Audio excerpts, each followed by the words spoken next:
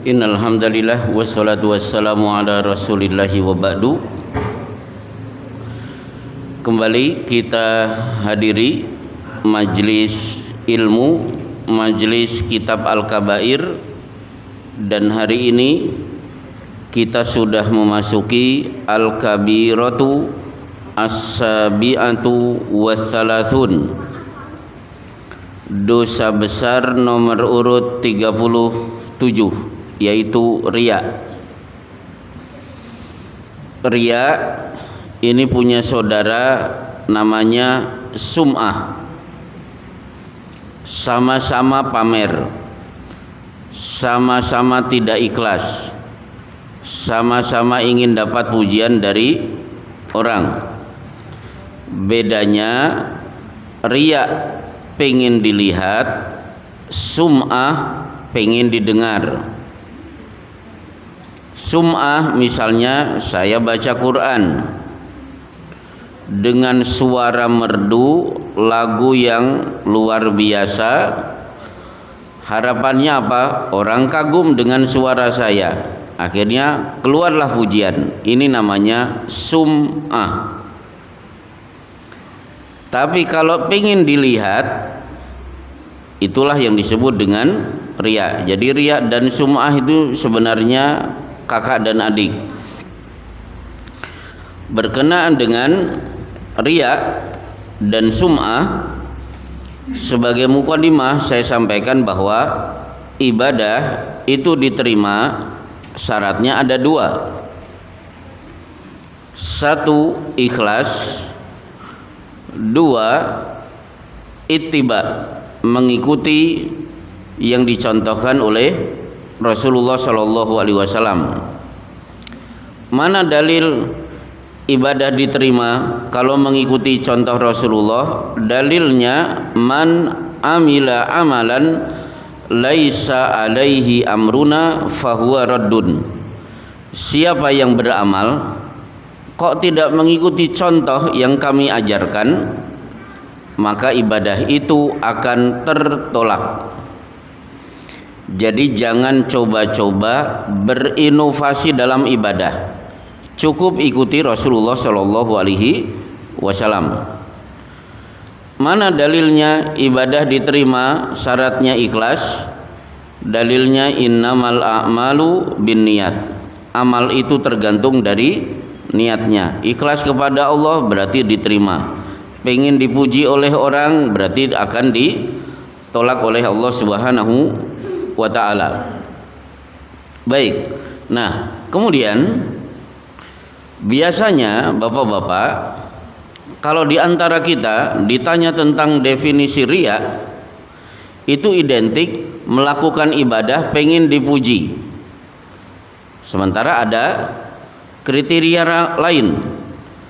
Tarkul amali li ajlin nasi riyaun. Jadi riya itu tidak selamanya identik melakukan sesuatu, meninggalkan sesuatu karena faktor orang itu juga disebut riya. Tarkul amali li ajlin nas, meninggalkan sesuatu karena faktor ingin dapat pujian dari orang. Faktornya orang, bukan faktornya Allah. Misalnya tertawa terbahak-bahak, kan Rasulullah melarang. Rasulullah kalau tertawa la yura lahwatahu, tidak pernah langit-langit mulut beliau terbuka. Maka tertawa terbahak-bahak dilarang.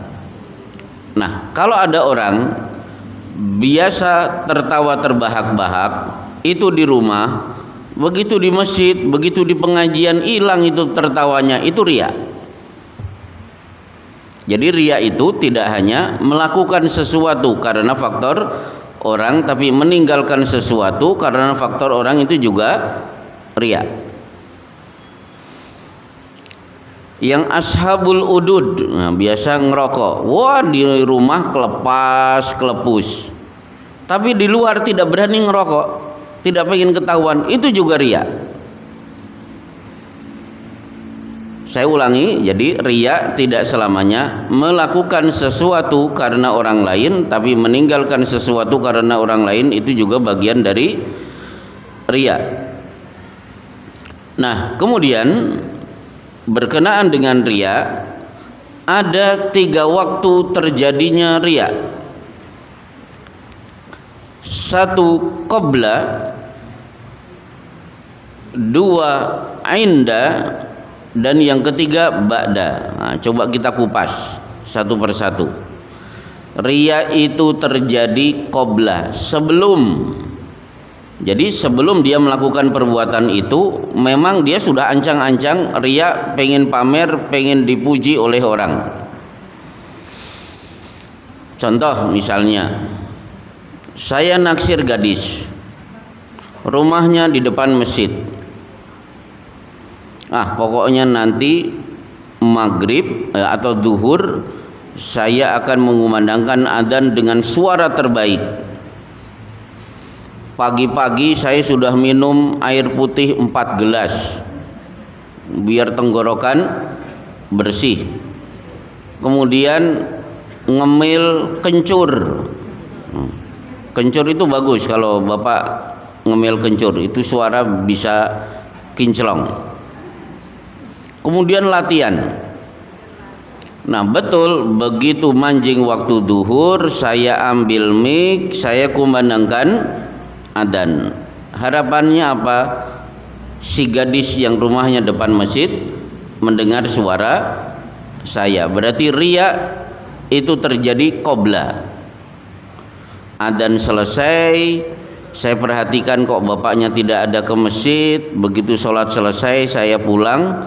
Ternyata rumahnya di depan rumah lampunya kok nyala. Tanya ke tetangga, ternyata sudah 2 minggu pindah ke Medan. Kan udah rugi, udah pengen riya malah nggak dapat. Qabla. Yang kedua inda. Inda itu saat sebelumnya ikhlas, tapi mendadak riya itu datang di tengah-tengah amal. Saya datang ke Masjid An-Nur, sholat tahiyatul masjid. Standar setelah Al-Fatihah ya sama dengan ibu-ibu dan bapak-bapak, ya tidak jauh-jauh dari inna atoina tabat yada li ila fi quraisin idza jaa nasrullahi wal fatu, surat-surat pendek. Begitu Allahu Akbar waladolin amin, bapaknya si gadis kok tiba-tiba sholat di samping saya. Mendadak inna atoina berubah menjadi amma yatasaalun. Ketika ruku subhana rabbiyal adzim biasanya cuma 3 kali, mendadak 15 kali. Nah, berarti riya itu terjadi apa? Inda, saat sebelumnya ikhlas, tiba-tiba goyang saat amal itu sedang saya tunaikan. Yang ketiga ba'da, sebelum ikhlas, saat dilaksanakan ikhlasnya pol, begitu selesai goyah. Contoh misalnya, saya memasukkan uang ke kotak infak 100.000. Jumatan selesai, pengurus masjid membuka kotak infak.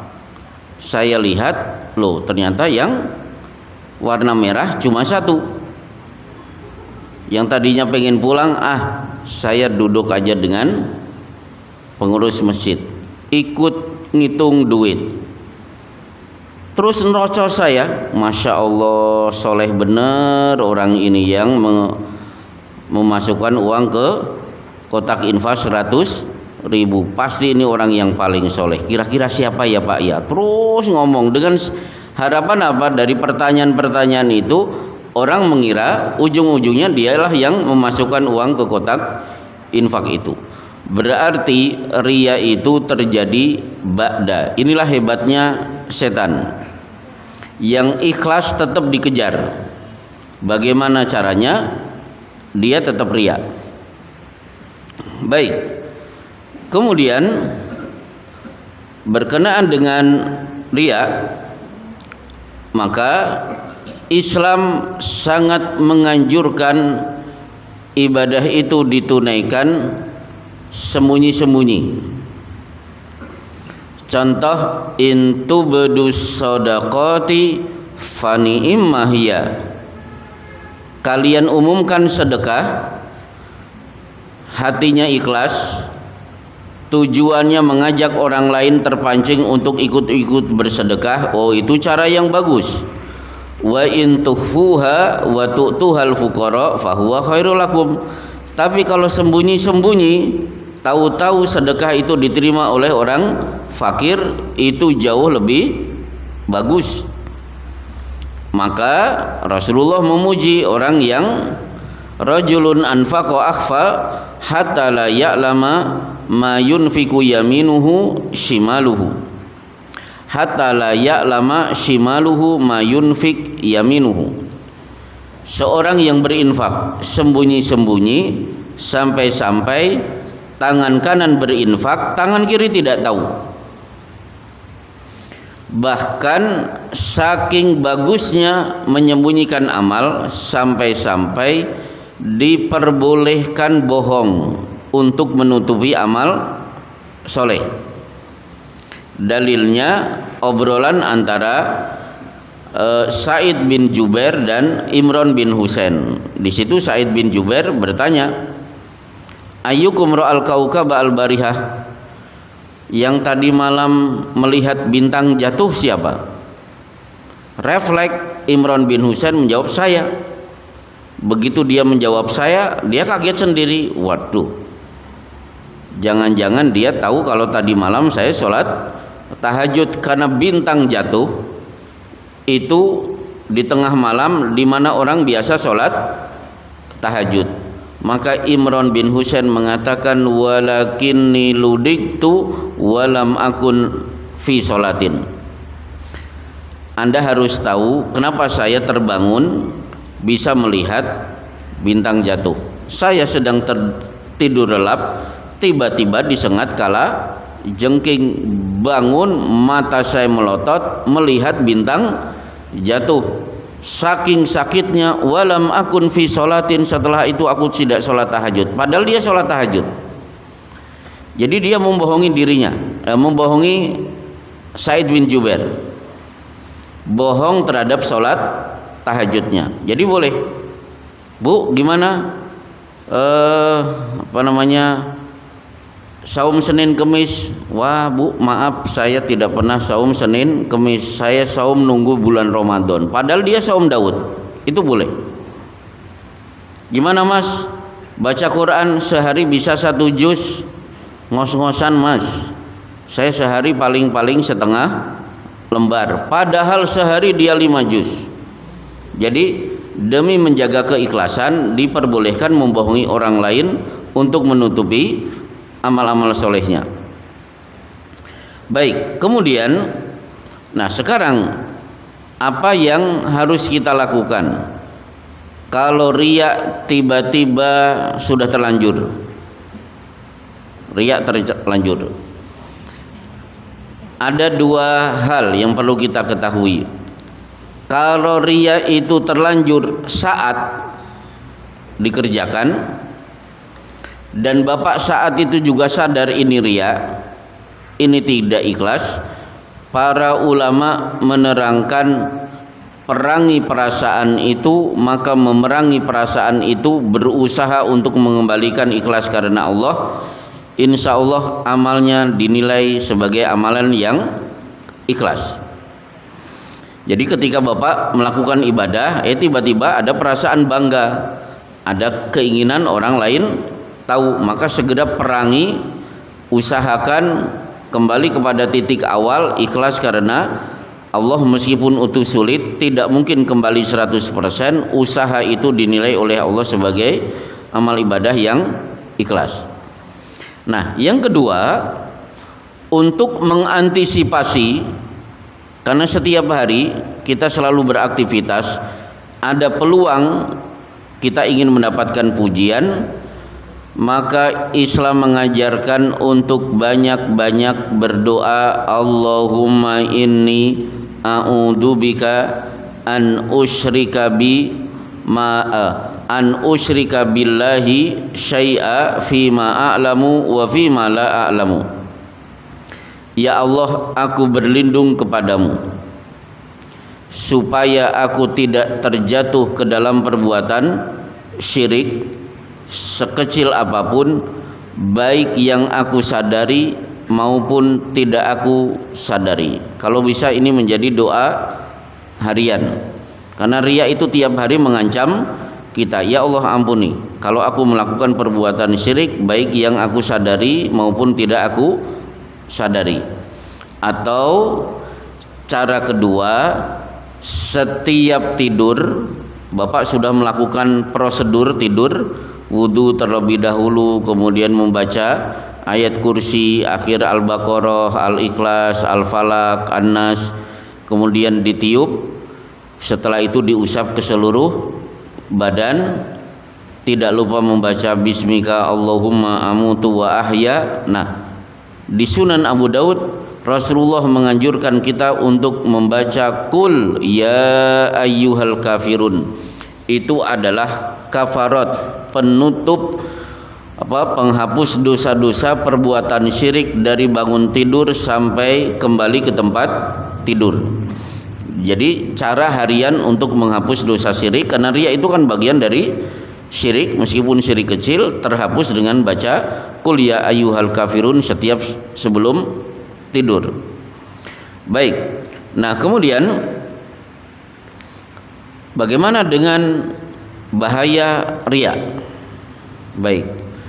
Berkenaan dengan riya, Rasulullah sallallahu alaihi wasallam bersabda, "Inna akhwafa ma akhafu alaikum." Sesungguhnya yang paling aku takuti menimpa kalian melebihi munculnya Dajjal di akhir zaman. Apa itu? Asyirkul khafi, syirik terselubung, yaitu riya. Jadi Dajjal nanti suatu saat akan kita kupas tuntas huru hara Dajjal di akhir zaman, dan memang menyeramkan. Ternyata bagi Rasulullah riya jauh lebih menyeramkan, melebihi hebatnya pengaruh munculnya Dajjal di akhir zaman. Akhirnya Rasulullah memberi contoh, huwar rajulu yakumu fayusalli fayuzayyinu salatahu lima yara min nadhari rajulin. Di antara bentuk syirik adalah seorang menunaikan salat, biasa-biasa saja yang dia lakukan, tiba-tiba dia perbagus sholat itu karena ada harapan dilihat, diperhatikan oleh orang lain. Bahayanya satu, sangat ditakuti oleh Rasulullah Shallallahu Alaihi Wasallam. Bahaya kedua adalah capek-capek ibadah ternyata tidak diberi pahala, karena Allah berfirman, perumpamaan perbuatan yang dilakukan pengen dapat pujian adalah kamatsali safwanin alaihi turabun fa asabahu wabilun fatarakahu solda.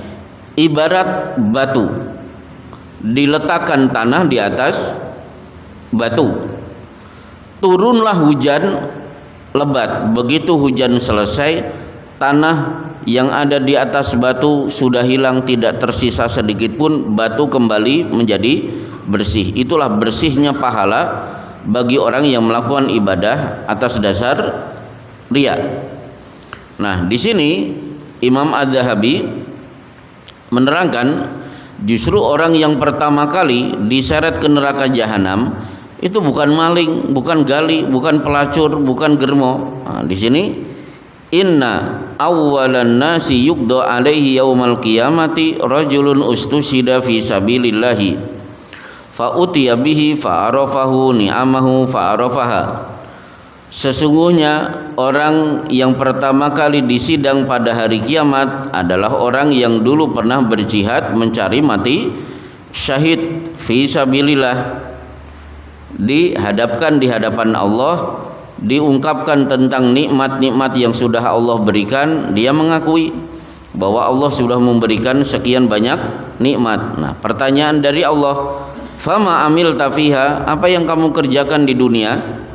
qataltu fika hatta ustushiddu, saya habiskan hidupku di medan perang untuk membela agamamu ya Allah, sampai akhirnya aku mati terbunuh. Kata Allah, kadzabta, bohong, walakinnaka fa'alta liyuqala huwa jari'un, kamu berjihad hanya ingin disebut sebagai pemberani.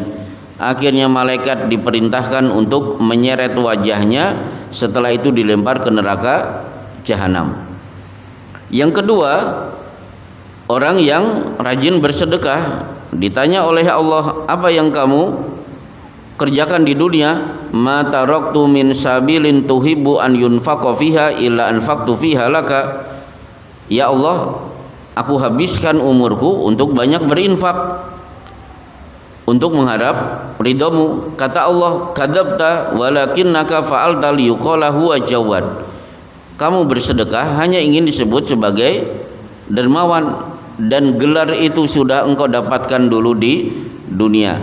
Akhirnya fasuhiba ala wajhihi hatta ulqiya finnar, wajahnya diseret, baru kemudian dilempar ke neraka. Nah, yang ketiga, wa rajulun ta'allamal ilma wa 'allamahu wa qara'al Qur'an fa atabihi fa arafahu ni'amahu fa arafaha.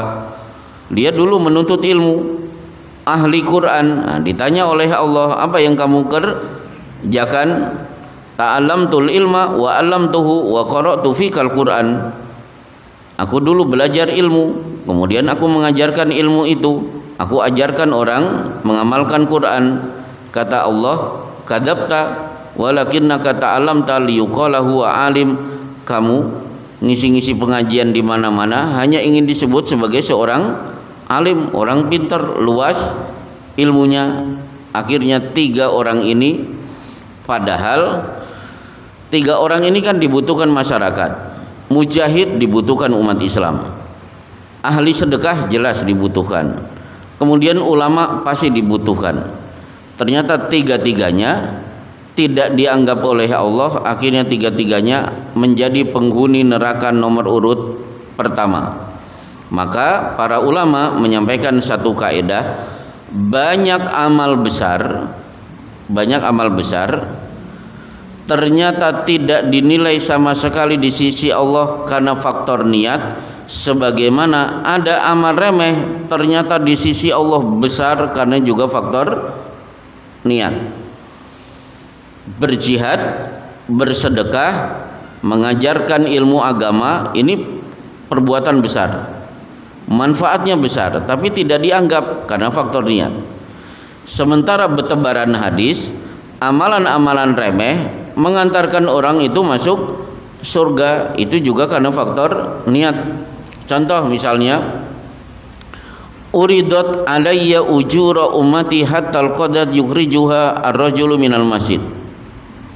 Ditampakkan kepadaku seluruh amal beserta pahalanya yang Allah berikan kepada umatku, sehingga amal itu menyebabkan umatku masuk surga.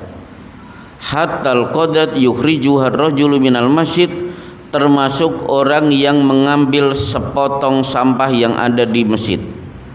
Jadi bapak keluar dari masjid, ternyata melihat bungkusan ciki, karena tadi ada anak TPA. Bapak ambil, masukkan ke kotak, ke tong sampah, tidak ngomong-ngomong, niat ikhlas, masjid harus bersih. Hanya gara-gara satu potong sampah, orang ini berhak masuk surga. Ini bukti bahwa amal kecil tapi di sisi Allah berat karena faktor niat. Baik. Jadi inilah bahaya kenapa syirik dilarang. Nah, kemudian karena riya, syirik dilarang, maka memuji orang lain di hadapan banyak orang dalam Islam juga dilarang. Jadi haram hukumnya memuji-muji seseorang di hadapan banyak orang, sementara orang itu ada di sini, itu tidak boleh. Sangat dianjurkan puji orang itu ketika orang itu sudah meninggal dunia, silahkan. Rasulullah bersabda, "Idza ra'aitumul maddahina fahtu fi wujuhim aturab." Kalau kalian melihat ada yang memuji-muji diri Anda di hadapan banyak orang, maka lempari wajahnya dengan tanah. Kenapa? Apa yang dia lakukan setara dengan memenggal leher saudaranya. Memenggal leher saudaranya itu kan bahaya, kematian. Ternyata bahayanya sama dengan memuji orang lain di hadapan banyak orang. Jadi tidak boleh.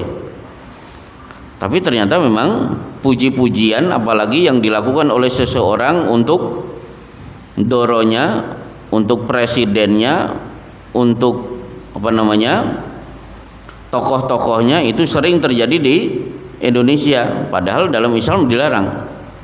Yang benar, bapak-bapak, kalau di Masjid An-Nur ini ada orang soleh, tidak usah disebut-sebut. Cukup cari waktu mustajab, doakan orang itu jauh lebih baik. Misalnya di masjid ini ada orang yang sregep, baguslah, akhlaknya bagus, tutur katanya bagus, ke masjid luar biasa, kegiatan masjid selalu ikut. Daripada memuji-muji dan pujian itu tidak ada manfaatnya, lebih baik antara adzan dan iqamat atau antara asar sampai maghrib pada hari Jumat, doakan orang itu jauh lebih baik. Nah, kemudian selanjutnya termasuk dalam hal ini, kalau ingin membuat biografi, kan ada buku membahas tentang biografi tokoh seseorang, maka para ulama sepakat, silahkan tulis biografi nunggu orang itu sudah meninggal dunia. Jangan menulis biografi saat orang itu masih hidup, rentan merusak keikhlasan orang yang bersangkutan. Baik, kemudian berkenaan dengan riya, para ulama menyebut istilah yang disebut dengan hubbuz zuhur. Hubbu itu seneng, pengen, suka, zuhur kelihatan. Kalau orang masaran mungkin nyebutnya apa? Pengennya ketok. Nah, itu hubbuz zuhur. Sementara Islam mengajarkan kepada kita, kalau bisa jadi orang yang luput dari perhatian orang. Sehingga Rasulullah memuji salah satu orang yang doanya mustajab adalah dia ada, dianggap tidak ada, dia pergi, satu pun tidak ada yang kehilangan. Kenapa? Dia tidak pernah menonjolkan dirinya. Ada, dianggap tidak ada, pergi, tidak ada yang merasa kehilangan. Lau aqsama 'alallahi la abarrahu, seandainya dia sudah menyebut nama Allah, Allah akan kabulkan semua kalimat yang keluar dari mulutnya. Nah, hari ini hubbud zuhur itu nampak ada terjadi pada diri kaum muslimin. Contoh ceramah dari Syekh Profesor Dr. Sulaiman Ar-Ruhaili, pengajar tetap di Masjid Nabawi. Apa itu? Ternyata kritikannya untuk jamaah umrah Indonesia sedikit-sedikit cekrek. Nah, itu namanya hubbuz zuhur. Maka kalau saya berangkat umrah, saya sudah punya peraturan. Begitu sudah mengenakan kain ihram, menjelang labbaika Allahumma umratan, ngapunten HP dimatikan. Tidak ada yang bikin status, tidak ada yang foto-foto mengabadikan momen kemudian dikirim ke teman-temannya.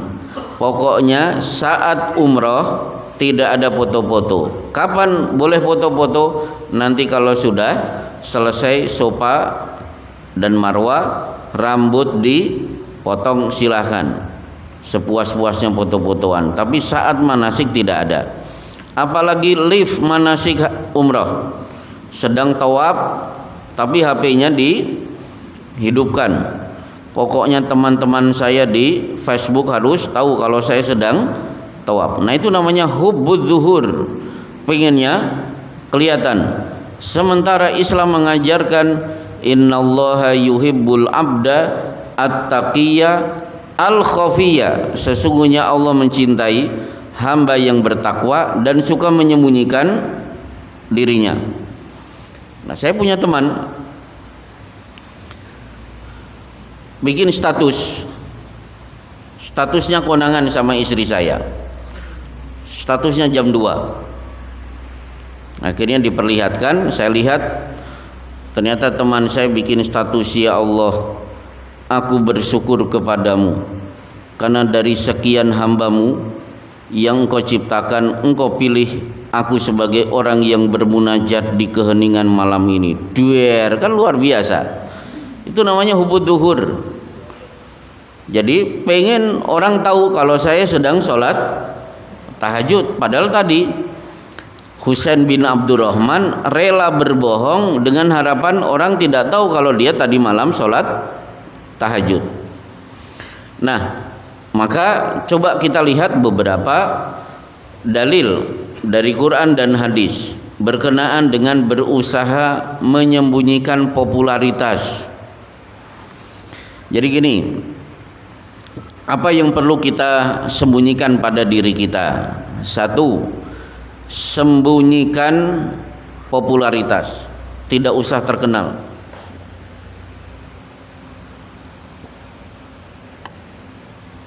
Mana dalilnya? Yang punya Arba'in An-Nawawiyah, kumpulan 40 hadis, hadis kedua, atau yang punya Riyadus Shalihin, dibuka bab muraqabah. Pasti Bapak kenal hadisnya. Jadi sedang ada pengajian, malaikat datang menjelma sebagai sosok laki-laki memakai pakaian serba putih, rambutnya hitam tertatap dengan rapi. Ternyata datang ke majelis Rasulullah bertanya, apa itu Islam, apa itu iman, apa itu ihsan, setelah itu apa ciri-ciri dekatnya hari kiamat. Pengajian selesai, Rasulullah bertanya, atadruna man Isail, wahai para sahabat, ada yang kenal tidak laki-laki yang tadi yang banyak bertanya? Wah, ternyata seluruh sahabat tidak ada yang kenal. Maka Rasulullah bersabda, hada Jibrilu atakum yu'allimukum dinakum. Tadi itu Jibril sengaja banyak bertanya untuk memberikan pelajaran agama untuk kalian. Berarti boleh bapak-bapak bertanya, sudah tahu jawabannya, sengaja supaya saya jawab, kemudian setelah saya jawab, jawaban ini menjadi ilmu bagi seisi ruangan yang ada di masjid ini. Itu bagus, nggak apa-apa. Seperti yang dilakukan oleh Jibril. Kenapa ini menutupi popularitas? Coba seandainya sejak Jibril datang, Rasulullah sudah mengumumkan, bapak-bapak, ibu-ibu, hari ini pengajian kita spesial dihadiri malaikat Jibril. Ini malaikatnya. Apa yang terjadi? Yang terjadi, yang biasa duduk di belakang pengen duduk di depan, pasti. Orang tidak fokus memperhatikan pengajian. Fokusnya apa? Pengen dekat dengan malaikat Jibril, pengen rebutan salaman, mungkin rebutan minta tanda tangan, mungkin rebutan pengen foto bareng. Nah, Jibril datang tidak dikenal. Itu menunjukkan apa? Jibril mengajarkan kepada kita jangan terlalu mengejar popularitas, pengen terkenal. Sama di Bulughul Maram bab haji, Rasulullah sedang tawaf, man anta, ana Rasulullah. Nah, ternyata banyak orang yang tidak kenal beliau adalah Rasulullah karena beliau tawaf tanpa ada pengawalan, biasa melebur dengan seluruh jamaah. Jadi satu, tutupi popularitas. Dua, tutupi problem hidup. Jangan mudah menceritakan kepada orang lain. Jangan mudah merengek. Innama ashku bathi wa huzni ilallah. Saya hanya mau mengadu kesedihanku, masalah hidupku cukup kepada Allah, tidak perlu kepada orang lain. Siapa yang mengucapkan ini? Nabi Yakub. Orang lain jangan Anda tahu, cukup Allah saja yang tahu. Contoh prakteknya Rasulullah, hadisnya, kedatangan pertama saya di Masaran 16 tahun yang lalu, ketika saya membacakan hadis tuwfiya Rasulullah sallallahu alaihi wasallam wa diruhu marhunatun inda yahudiyin fi 30 sa'an min syair. Jadi pagi-pagi Rasulullah ngecek 9 istrinya. Ternyata di dapur tidak ada gandum. Oh, berarti pagi ini istri-istriku tidak ada yang sarapan. Sementara aku tidak punya duit. Akhirnya Rasulullah nenteng-nenteng baju besi. Siapa yang dituju? Toko Yahudi. Maaf, saya tidak punya duit, butuh gandum seberat 30 sok gandum. Nih baju besi sebagai jaminan. Akhirnya beliau mendapatkan pinjaman 30 sok gandum. Pertanyaannya, kenapa Rasulullah tidak belanja ke toko-toko muslim? Kenapa tidak ke toko Abu Tolhah atau Abdurrahman bin Auf? Tapi Rasulullah diam-diam pergi ke toko Yahudi. Yang tahu hanya Aisyah, dan ini diceritakan oleh Aisyah jauh setelah Rasulullah wafat. Jadi Aisyah berarti pintar memegang rahasia. Hikmahnya adalah, yang pertama, coba Bapak bayangkan, seandainya Rasulullah hidup saat ini, beliau tidak punya beras, datang ke toko beras Bapak, ngapunten Pak, saya belum punya duit, ini motor saya jadikan jaminan, pinjam beras sekarung. Bagaimana jawaban si pemilik beras? Oh, pasti akan mengatakan, saya tidak rela punya Nabi keleleran. Ya Rasulullah, silahkan pulang, nanti saya kirim beras 1 kintal lewat Shopee, kan sekarang sedikit-sedikit Shopee. Nah, akhirnya Rasulullah tidak ingin status beliau seorang nabi dijadikan alasan untuk mengiba-iba sehingga mendapatkan keuntungan dari umatnya. Yang kedua, Rasulullah melakukan itu supaya tidak merepotkan umatnya. Cukup Rasulullah dan Aisyah yang tahu. Istri-istri yang lain tidak perlu ada yang tahu. Ternyata dirahasiakan oleh Aisyah dan akhirnya diceritakan oleh Aisyah, masuk ke dalam hadis di Sahih Bukhari. Ternyata itu jauh setelah Rasulullah SAW meninggal dunia. Jadi jangan mudah sedikit-sedikit merengek, sedikit-sedikit mengekspos problematika yang ada di dalam rumah. Baik. Akhirnya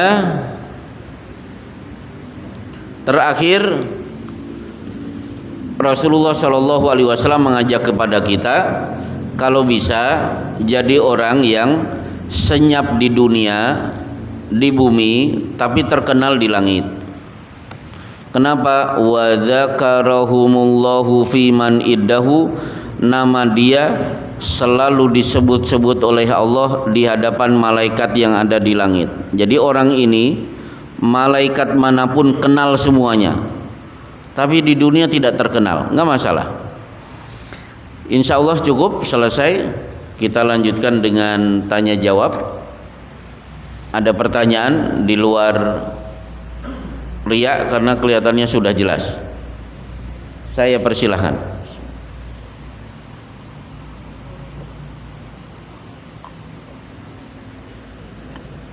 Ya, silakan.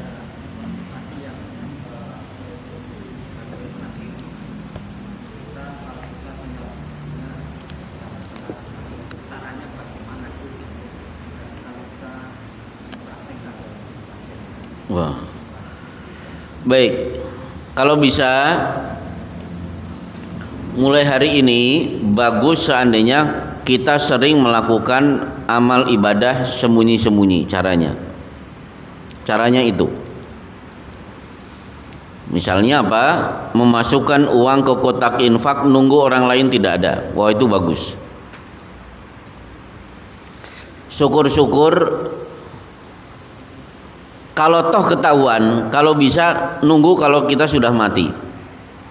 Contoh, saya diberi hadiah buku, namanya judulnya Al-Atqiya Al-Akhfiya, kumpulan orang-orang bertakwa dan suka menyembunyikan dirinya. Wah, ini bagus. Di situ ada kisah Ali Zainal Abidin, nasabnya sampai Ali bin Abi Thalib. Setiap malam hari dia keluar rumah, dia tutupi kepalanya, ngetuk-ngetuk pintu rumah-rumah orang miskin. Begitu dibuka, duit diberi, gandum dan kurma diberikan si miskin. Si miskin tidak ada yang tahu siapa laki-laki yang setiap malam suka ngetuk-ngetuk pintu. Kapan ketahuan? Ketahuannya setelah Ali Zainal Abidin meninggal dunia. Kenapa ketahuan? Akhirnya orang miskin ngomong satu dengan yang lain, kok semenjak dia meninggal dunia gak ada yang ngetuk-ngetuk pintu rumah kita lagi. Berarti orang itu kan pandai menyembunyikan amalnya. Jadi dia berusaha menyembunyikan amalnya, toh Allah pun akhirnya mengharumkan namanya, sehingga akhirnya dia dipuji-puji. Jadi tidak mencari popularitas, tapi Allah yang mempopulerkan orang itu. Baik. Nah, ada nasihat seorang ulama, tidak perlu berkecil hati kalau kita melakukan satu perbuatan kok tidak ditanggapi, tidak dapat pujian, tidak dapat perhatian. Kenapa? Wa rusulan qad qasasnahum 'alaika min qablu wa rusulan lam naqsushum 'alaika. Dari sekian rasul itu kan sebagaimana yang pernah saya sampaikan, nabi itu total jumlahnya ada 124.000 nabi. Dari 124.000 nabi diperas-peras, disaring, tinggal 313 rasul. Dari 313 rasul namanya dicantumkan dalam Al-Quran cuma 25.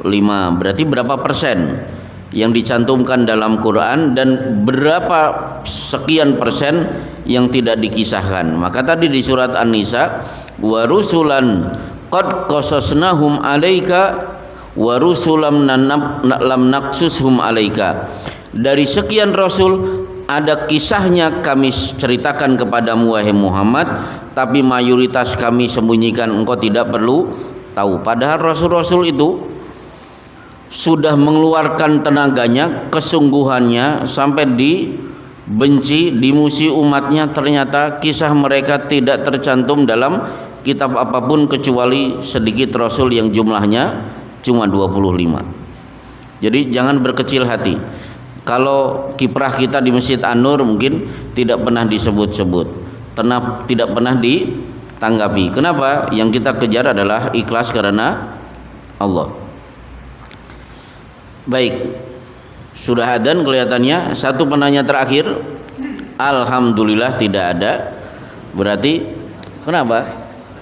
Ya.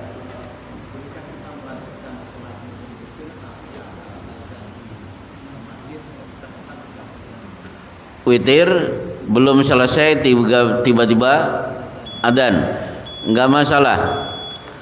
Lanjutkan witirnya, biarkan adzan kumandang. Dalilnya man adraka raqatan minal asri faqad adraka shalah. Satu rakaat dia mendapatkan sholat asar, maka sudah sah, dia berhak dapat pahala sholat asar. Maksudnya begini, rakaat pertama, rakaat kedua, rakaat ketiga masih di waktu asar. Begitu rakaat keempat adzan maghrib, dibatalkan tidak? Tidak. satu rakaat dia berada di waktu asar, rakaat kedua, ketiga dan keempat dia sudah berada di waktu maghrib, tidak masalah.